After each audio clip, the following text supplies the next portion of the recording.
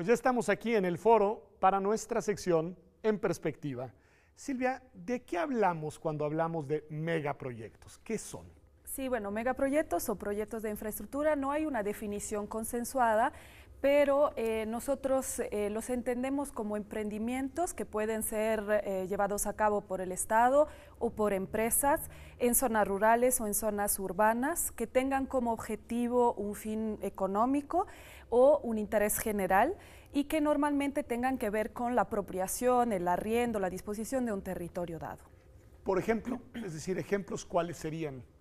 Ejemplos, presas, minas, autopistas, cualquier gran obra de infraestructura, pero en la definición se debate, por ejemplo, si en un momento dado los monocultivos con transgénicos también podrían formar parte de la definición de megaproyectos. O sea, diríamos que son todos estos proyectos, y lo hago con todo el afán de provocar una reflexión, sobre los cuales se ha construido lo que llamamos desarrollo de nuestras sociedades. Así es. Así es. Y perdón, Pedro, yo diría que sobre las que se ha construido un modelo de desarrollo, que es el modelo dominante que está pensado a partir de la lógica del crecimiento y de la lógica, digamos, de la acumulación.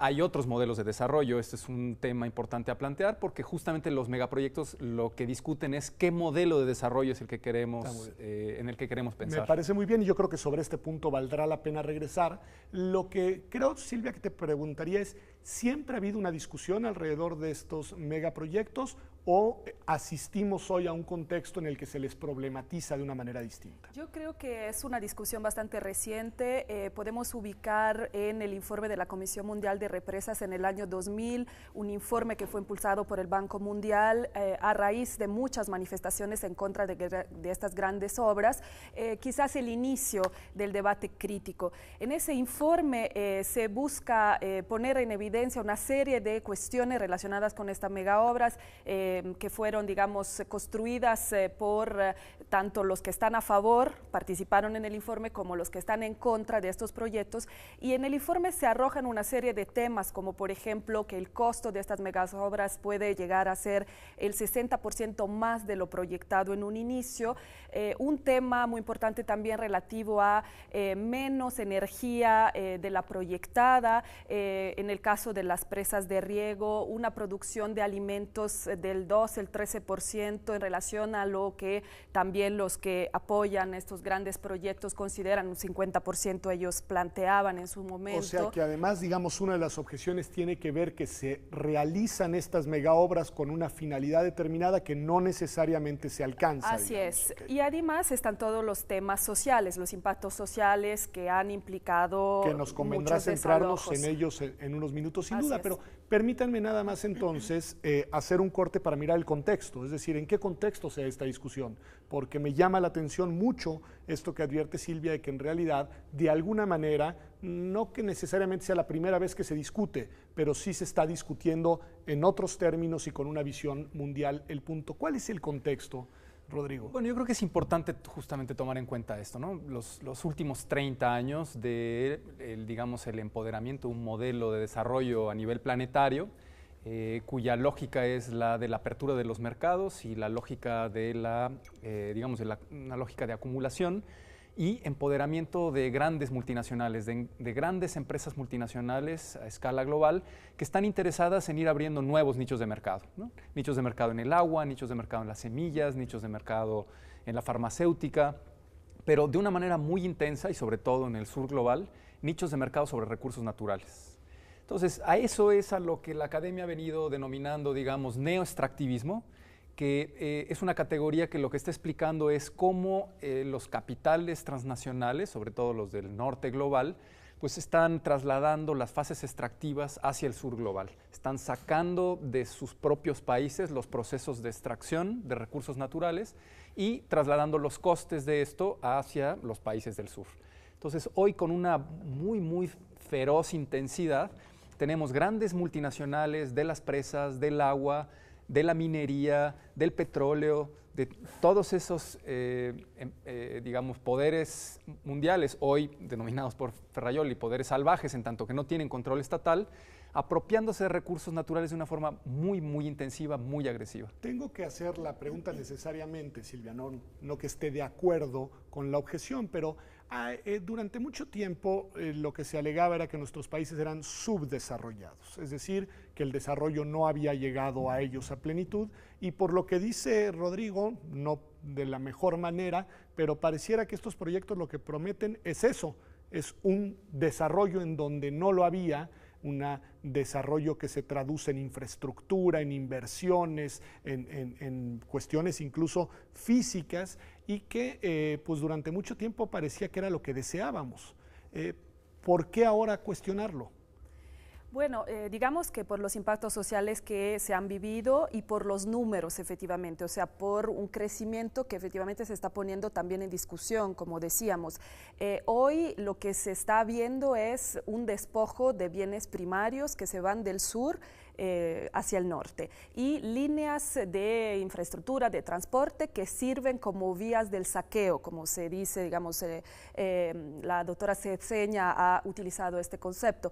Entonces, digamos, un desarrollo que sí se está poniendo en discusión, pero frente al cual efectivamente no hay alternativas claras. Es cierto que los pueblos posicionan otras visiones de desarrollo, pero también somos conscientes del hecho que ni los países progresistas, por así llamarlos, ni los conservadores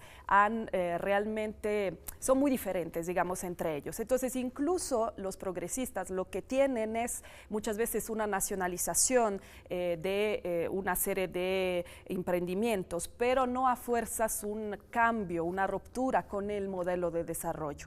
Entonces, es una promesa, sigue siendo una promesa este modelo de desarrollo que creemos que en el terreno no se ve realizada. Voy a hacer un salto en el tiempo porque me quedé pensando en esta lógica de la extracción, de la vía del saqueo, como la menciona Silvia.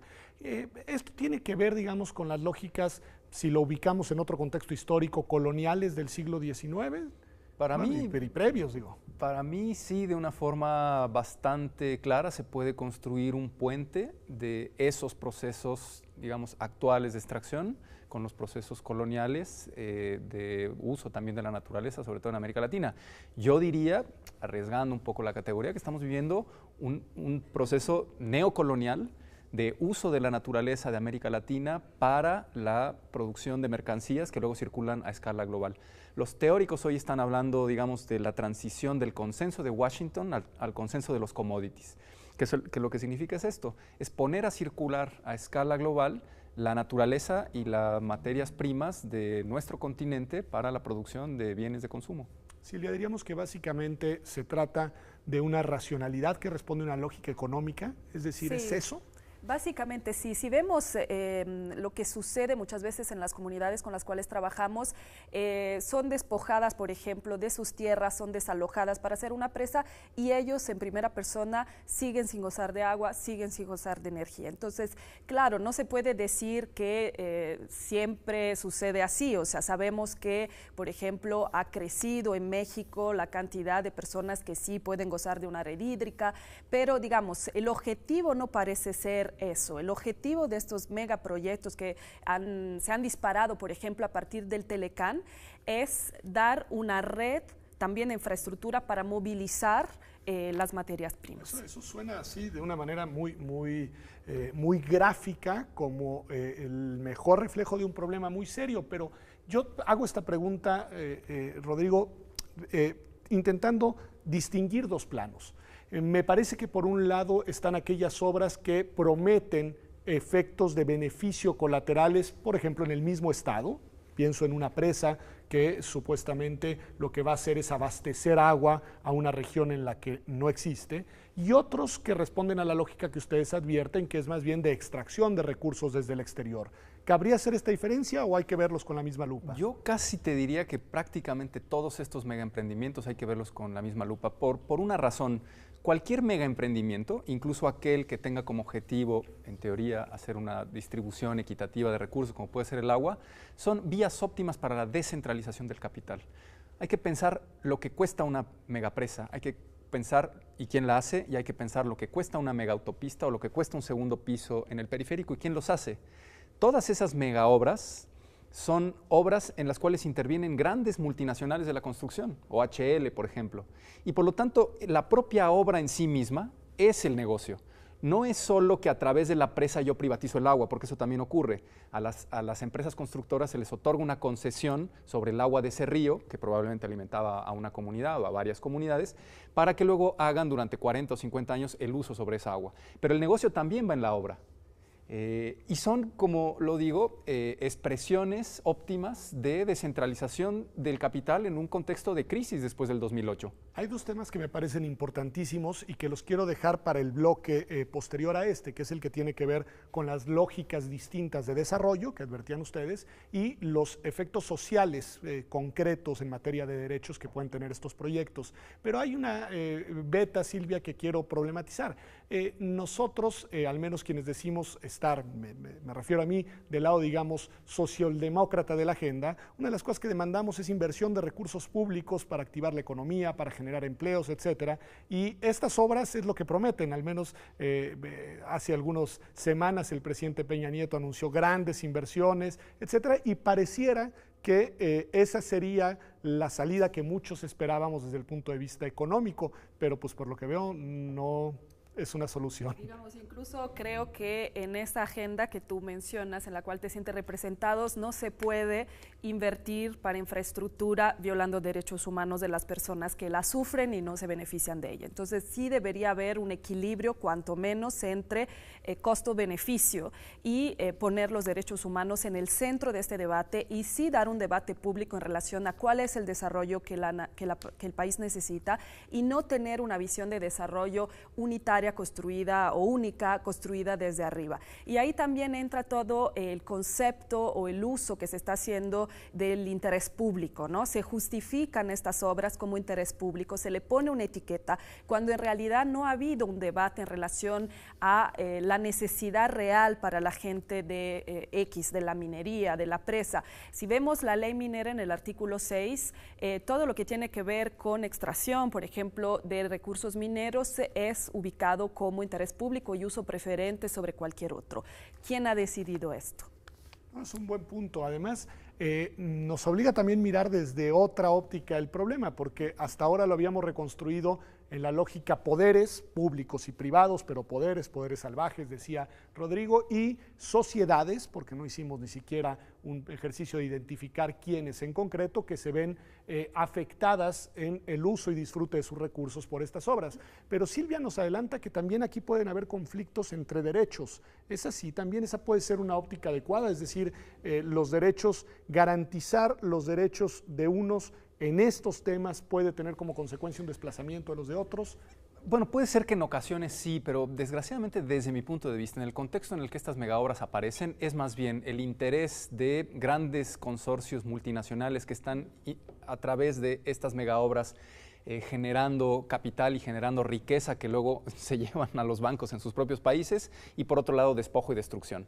En muchas ocasiones es verdad que estas obras dicen necesitamos dar agua, por ejemplo el caso de los yaquis en Hermosillo. A ver, es un buen ejemplo. Es un buen ejemplo. Ahora tenemos un trasvase que es el acueducto Independencia, que en teoría lo que va a hacer es llevar agua del río Yaqui a Hermosillo. Y lo que se preguntan las personas que están, digamos, respaldando al pueblo yaqui, a la tribu yaqui es ¿por qué no pensamos en modelos alternativos a través de la lógica del mantenimiento de las propias cuencas para dotar de agua a Hermosillo y otras formas alternativas que ya la universidad ha aportado? ¿Por qué tenemos que hacer ese gran trasvase multimillonario? ¿Quién se va a beneficiar con él al llevar el agua de ese río hacia Hermosillo? La tesis es que quien se va a beneficiar son los gobiernos locales que generaron, digamos, contratos multimillonarios con empresas, probablemente incluso para financiar campañas, con el despojo y la probable destrucción de una tribu indígena a la cual le están quitando su último reducto de agua. Claro, lo que los poderes públicos y privados dicen es, en Hermosillo hay una necesidad de agua, pero esto es característico de los megaproyectos, siempre hay una necesidad. siempre surge la idea de una necesidad exógena que se impone como una realidad técnica. Hay un punto que está implícito en esto que ahora decía Rodrigo y en algo también que tú mencionabas cuando señalabas que muchas veces prometen lo que no dan estos megaproyectos, y que es que al parecer ahí es una agenda que viene muy acompañada del tema de la corrupción. ¿Dirías que sí? Sí, seguramente. Digamos que hay corrupción, muchos intereses, pero seguramente corrupción. Nosotros podemos observar que en muchísimos casos los permisos, por ejemplo, para una obra no vienen dados de forma, digamos, legal. No se sigue la legislación establecida, sino que siempre hay alguna irregularidad o es muy frecuente que haya alguna irregularidad. Por lo tanto, es un poco difícil para nosotros a veces ubicar dónde está la corrupción en específico, pero seguramente hay miles de ejemplos en ese sentido, ¿no? Ruptura de las leyes existentes. Pues la verdad es que pintan un escenario desolador, que ya sé que no es culpa de ustedes, están describiendo una realidad. Vamos a tener un segundo bloque en el que lo que les propongo es que analicemos esto que ya decíamos, alternativas como modelos de desarrollo, el tema de los derechos, porque yo creo que la mejor manera de visualizar en dónde está el problema es identificando las afectaciones reales, concretas, palpables que estos proyectos pueden tener para las personas y sus comunidades. Y el otro tema que los invito a que piensen desde ahora es, bueno, ¿hay alternativa? ¿Qué hacemos? ¿O esto ya es una espiral de caída en la que estamos atrapados y que no vamos a poder detener? Esto es Observatorio, estamos hablando de este tema muy delicado, muy sentido, muy polémico también, de los megaproyectos. Vamos a un corte y regresamos con Rodrigo Gutiérrez y con Silvia Emanueli.